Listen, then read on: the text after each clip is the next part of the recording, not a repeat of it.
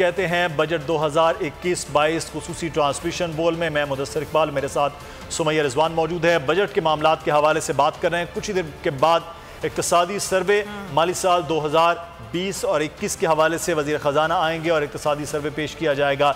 लेकिन मामला यह है कि 2021 और 22 के बजट को लेकर बहुत ज़्यादा अहम बात यह की जा रही है, क्योंकि 20 और 21 में मामलात कोविड की वजह से खासे पेचीदा रहे हैं हुकूमत के लिए, प्राइवेट सेक्टर के लिए, कि माशी तौर पर काफ़ी पेचीदगियाँ आईं, दगरगू हालात रहे, लेकिन उसके बावजूद कुछ सेक्टर्स ने बहुत बेहतर कारकर्दगी दिखाई है। और अब अगला जो माली साल 2021 और 22 का है, इसमें जहां हुकूमत जो अहदाफ अपने रख रही है उसके लिए भी बहुत ज़्यादा सवाल उठाए जा रहे हैं कि क्या ये अहदाफ हुकूमत, चाहे वो टैक्स कलेक्शन का हो, चाहे वो GDP ग्रोथ का हो, वो कर पाएगी या नहीं, ये सवाल भी बड़ा अहम है। लेकिन जो कुछ सेक्टर्स ने जहां तरक्की की है, जहां बेहतरी हुई है, उन सेक्टर्स के साथ साथ जो उनके अलाइड सेक्टर्स हैं उनमें भी बेहतरी आई है।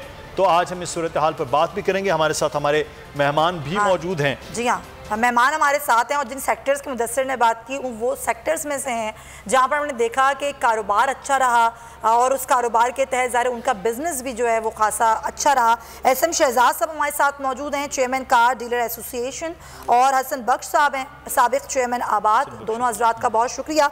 SM शहजाद साहब, पहले मैं आपसे गुफ्तगू करना चाहूँगी। कोविड की सूरत हाल में हमने देखा कि बहुत सारे बिजनेसेस थे जिनको नुकसान हुआ, बहुत सारे बिजनेसेस बंद भी हो गए, लेकिन जो गाड़ियाँ थीं वो ज़्यादा बनी, बिकी, लोगों ने ज़्यादा गाड़ियाँ बैंक के थ्रू बुक करवाईं। ये वो बिज़नेस था जिसको हमने देखा कि 2020 में बहुत अच्छा रहा, 2021 में ये और भी अभी 6-7 माह में और भी बहुत बेहतर रहा। तो आपके लिए कार डीलर एसोसिएशन के लिए साल 2020-21 कैसा रहा और आपने कैसा पाया हुकूमती पॉलिसीज़ को? देखें, इसमें थोड़ा सा समझने की बात है। अगर हम कोविड को ले लें 2020 में, तो 2020 में कुछ महीने बिल्कुल ही आपको पता है पाकिस्तान बंद था और तकरीबन तमाम ही प्रोडक्शन बंद थी। लेकिन जाहिर सी बात है कि वो एक तो डेडलॉक था जो 2020 के आखिर और 2021 के अंदर वो तमाम गाड़ियों की डिलीवरी देनी पड़ी। लिहाजा अगर हम कहें कि प्रोडक्शन बढ़ी है तो उस हिसाब से तो नहीं बढ़ी, लेकिन क्योंकि डेडलॉक वहाँ जमा था तो वही गाड़ियां हमें 2020 में और 2021 में देनी पड़ी। इस हिसाब से हम कह सकते हैं कि इस सेक्टर में थोड़ी ग्रोथ आई है। अच्छा, बिल्कुल सही। हम इस पे मजीद बात करते हैं कि जो एक तरफ तो हमने ये देखा कि पाकिस्तान में कुछ 2-3 बड़ी कंपनीज जो हैं उन्होंने बड़ा अपना बिजनेस को फ्लरिश किया, कुछ नई कंपनीज की भी इंजेक्शन हुई है।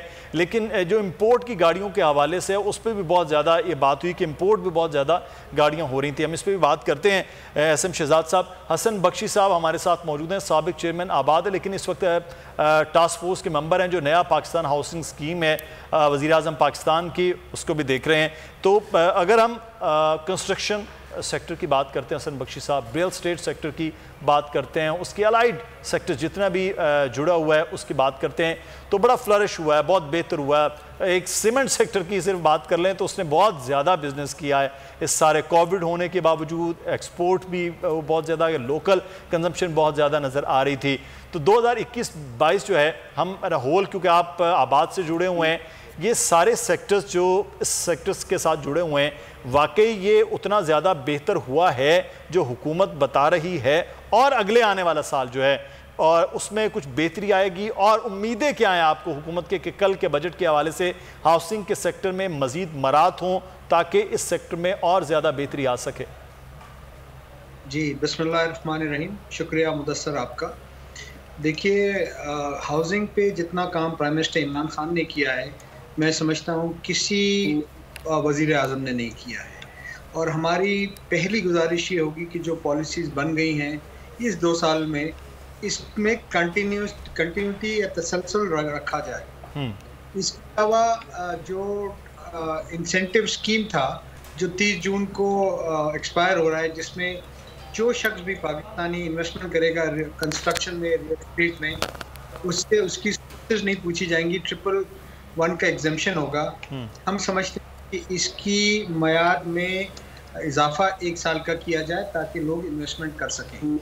इसी तरह हमने एक जो उनसे गुजारिश की है कि ये सीमेंट और स्टील, इसके प्राइजेस कहीं रुक नहीं रहे हैं और कल भी आपने देखा कि सीमेंट के 4,000 रुपये पर टन। ये देखिए, स्टील को देखिए, सीमेंट को देखिए, टाइल्स को देखिए, एल्युमिनियम को देखिए और मुख्तलिफ इंडस्ट्रीज को देखिए, सबकी रिकॉर्ड सेल्स हैं।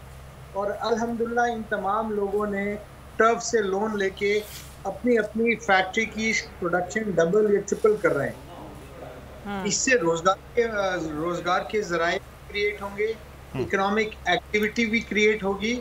और इस गवर्नमेंट ने जो बड़ा बेहतरीन काम किया है, जिसकी वजह से आपने देखा कि टर्फ का 4 बिलियन का लोन लिया गया, $4 बिलियन का। और ये LSM इंडस्ट्रीज लग रही है, लार्ज स्केल मैन्युफैक्चरिंग, इन्होंने स्मगलिंग को काफ़ी हद तक कर्व किया है। पहले बहुत बड़ी क्वांटिटी स्मगल होके आ जाती थी, चाहे उसमें टाइल्स हों, चाहे उसमें लॉक्स हों, हैंडल्स हों। तो जब इन्होंने स्मगलिंग को कर्व किया, अपनी बॉर्डर पे कंट्रोल किया, तो लोगों ने पाकिस्तान में ये सोचा कि ये इतनी बड़ी डिमांड है, अब इंडस्ट्री लग सकती है। आज देखिए फैसलाबाद में एक टाइल की फैक्ट्री लगी, 6 महीने तक उनके पास डिलीवरी का टाइम नहीं है। अब 4 मिलें और लग रही हैं। पहले कभी नहीं लगती, क्योंकि मिस डिक्लेरेशन होता था, अंडर इनवॉइसिंग होती थी और ये चीजें सब इंपोर्टेड पाकिस्तान में आती थी। तो मैं समझता हूँ कि इसी तरह से तसलसल रहे जो पॉलिसीज बनाई हैं, तो आप नेक्स्ट ईयर में। तो सर, ये जो आपने कुछ पॉलिसीज की बात करी, क्या आपको लग रहा है कि आगे आने वाले 2 साल बहुत बेहतरीन होंगे कंस्ट्रक्शंस के हवाले से? फिर खास तौर पर हमने देखा कि प्रॉपर्टी की कीमतें भी खासी ऊपर गई हैं। आगे आने वाले कुछ साल कैसे होंगे और हुकूमती पॉलिसीज में और क्या बेहतरी आ सकती है कि इस बिजनेस को और ज़्यादा जो है वो बूम मिले?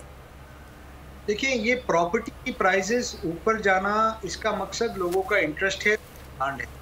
पर हमें ये भी देखना पड़ेगा कि कहीं ये कोई बबल क्रिएट नहीं हो जाए। और ये चूंकि अब बैंक भी कर रही है, फैसिलिटीज भी हैं, तो इसके लिए मेरे आपके चैनल से प्राइम मिनिस्टर इमरान खान को गुजारिश होगी कि कम से कम उन सूबों में जहां इनकी अपनी हुकूमत है, हर हफ्ते गवर्नमेंट लैंड ऑक्शन करें, जो 100 गज से लेके रेसिडेंशियल 50 एकड़ तक हो, कमर्शियल, और उसमें 2 कंडीशन हो। 25% वो डाउन पेमेंट करे, उसका नक्शा पास, और 6 महीने में उसको अपनी प्लॉट पे, चाहे वो मकान बनाना चाहता है, वो बनाना चाहता है या कुछ भी बनाना चाहता है, उस पर काम शुरू कर दे 6 महीने साल में। सही। इससे खत्म हो जाएगी। देखिए, होता ये है कि अब लैंड चंद लोगों के हाथ में है और वही रेट बढ़ाते जा रहे हैं। बिल्कुल। तो आम आदमी के दस्तरस से बाहर होता जा रहा है, और जबकि दूसरी तरफ स्टेट पे का कब्जा होते जा रहा है और कोई उसका पुरसाने हाल नहीं है, पूछने वाला नहीं है।